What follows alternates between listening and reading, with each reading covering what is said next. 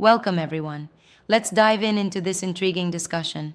A former Marine and international relations expert makes the case that America First isn't just a domestic slogan, it's really a declaration of war on Russia, China, and Iran to reassert U.S. hegemony. Wow, that's a heavy claim. It almost sounds like he's saying the very idea of America first is a provocation, doesn't it?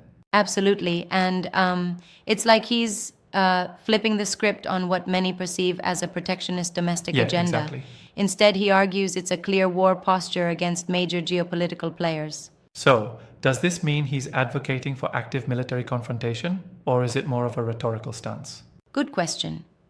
Essentially, his argument leans toward the idea that the nationalist rhetoric of America First effectively signals a readiness for, conflict, be it economic, military, or political. It suggests that restoring US dominance might require confronting and challenging these nations directly. But, isn't America First originally seen as a domestic slogan? How does he bridge the gap between internal policies and aggressive international posturing? Well, he points out that while the slogan sounds inward looking, it inherently carries an external combative message. It's like a double edged sword. On one edge, it champions national pride, and on the other, it's almost a declaration that these adversaries, like Russia, China, and Iran, are the obstacles to that national Interesting. pride. And about those adversaries, does he differentiate between them? I mean, Russia, China, and Iran are all pretty different in terms of their global roles and ambitions, right? Exactly, he does break it down a bit. He frames Russia as a resurgent post Soviet power, China as a global economic giant that's challenging the established order, and Iran as a regional player that disrupts balance in the Middle East. Right. Even though, admittedly, lumping them together under one broad strategy does simplify things a bit. That simplification is what really got me thinking. While his argument is provocative, don't you think that by having such a binary view of friends versus enemies, we risk oversimplifying complex international dynamics? I hear you, and it's a valid concern. He does tend to present these nations as clear adversaries, which ignores a lot of nuance. But his military background definitely colors his perspective, reminding us that sometimes strategic postures are less about diplomatic niceties and more about power balance. Yeah, I see that exactly. And it also almost reintroduces some Cold War mentality into contemporary debates. Isn't that a bit outdated given today's global interconnectedness? It does feel like it echoes Cold War dynamics, you know? I mean, it's like he's saying the competition hasn't really changed, only its surface has. Right. But at the same time, the world is much more multipolar now, which makes this interpretation both compelling and frankly dangerous. Dangerous indeed, because if policymakers adopt this perspective, it might escalate tensions rather than diffusing them. Absolutely. It's like if you view every international engagement as a battle line, you're setting yourself up for endless confrontation. This approach can invite an arms race or miscalculations that might lead to unintended conflicts. Exactly. And what about economic aspects? Does his argument neglect, say, the potential for economic cooperation, or is it solely focused on military might? He's mostly ballistic on the military and ideological fronts. His point is that restoring hegemony might require economic warfare too.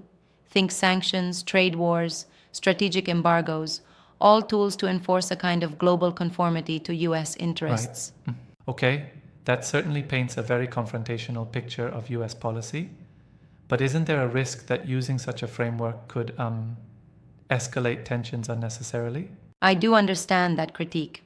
Embracing an us versus them mindset, especially with words like war, is inherently agree. volatile. It risks turning what could be diplomatic issues into zero-sum conflicts. So, in a way, his argument, while clear and forceful, might also be a bit of an overstatement. It seems like a call for deliberate and risky confrontation rather than subtle strategic engagement. Precisely. And it's that very starkness that makes his analysis both intriguing and contentious. On one hand, he offers a no-holds-barred look at how the US might maintain its global supremacy. But on the other, there's an underlying alarm bell about the potential consequences. Yeah, absolutely. It also makes you wonder, is this perspective a warning of what might come, or is it an intentional signal to adversaries? I mean, Sending a message like, "We're ready for war," could have many interpretations. You're right, it's ambiguous. It could be a deterrent, signaling that the US isn't backing down, or it could be a self fulfilling prophecy that zeroes in on perpetual conflict. Exactly. There's also the question of how effective such a posture is in today's complex international order. Can aggressive rhetoric actually secure a nation's global position without triggering counter-reactions? That's a key point. While a confrontational strategy might work as a deterrent, it also increases the likelihood of polarizing international Yeah, very relations true. further. In today's interconnected world, every action has a reaction, and sometimes those reactions can spiral out of control. And it's not just about military might. Economic, cultural, and cyber domains all play parts in modern power plays. Focusing only on a military paradigm can blind policymakers to these other critical factors. Exactly, it's like you're looking at just one piece of a massive puzzle. Right? And though his argument is rooted in realism, it risks oversimplifying what really is a tangled web of global interests and interdependencies. So, would you say his analysis is more a reflection of his personal ideological stance, given his military background, rather than an objective prediction? I'd lean that way. It's an opinionated perspective, shaped by a background where strategic clarity, often in the form of an us versus them mentality, is paramount. But, Yeah, exactly. as with any such view, it should be taken with a dose of healthy skepticism. That's a balanced take. It's clear his stance is meant to provoke debate and force us to re examine what America First truly implies on the international stage. Absolutely. And it's also a reminder that slogans carry weight. They're not just words, they can shape policy and ultimately global dynamics. So true. It's fascinating how a phrase typically associated with domestic policy becomes loaded with aggressive international implications when examined through this lens. Right. It's like he's saying that to secure domestic prosperity, the US must confront external threats head on.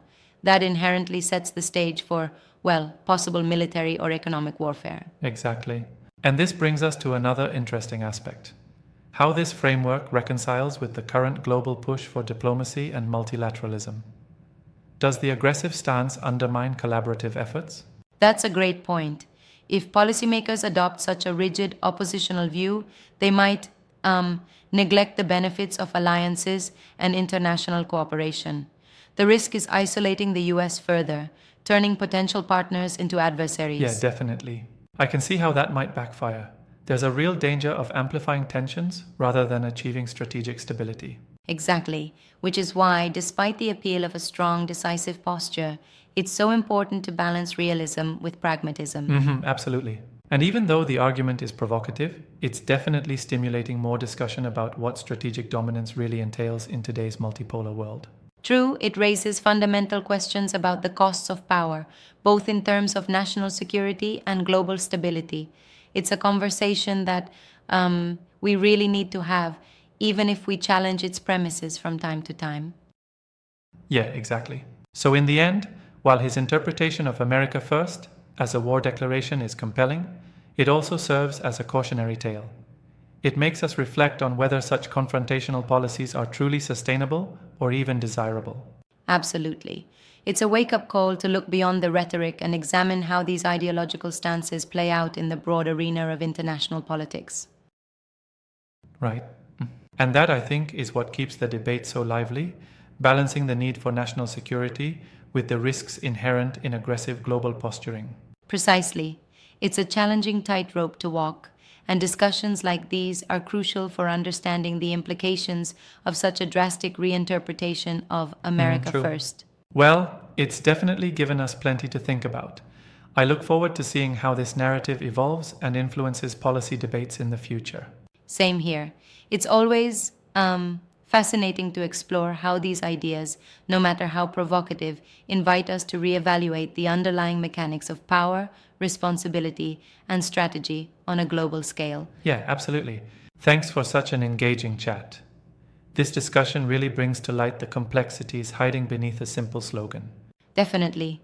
It's been a stimulating dive into the ideas at play and a reminder of how much impact words can have on our worldview. Right on? All right, until next time, let's keep questioning these big narratives and balancing bold rhetoric with a dose of thoughtful skepticism. Absolutely.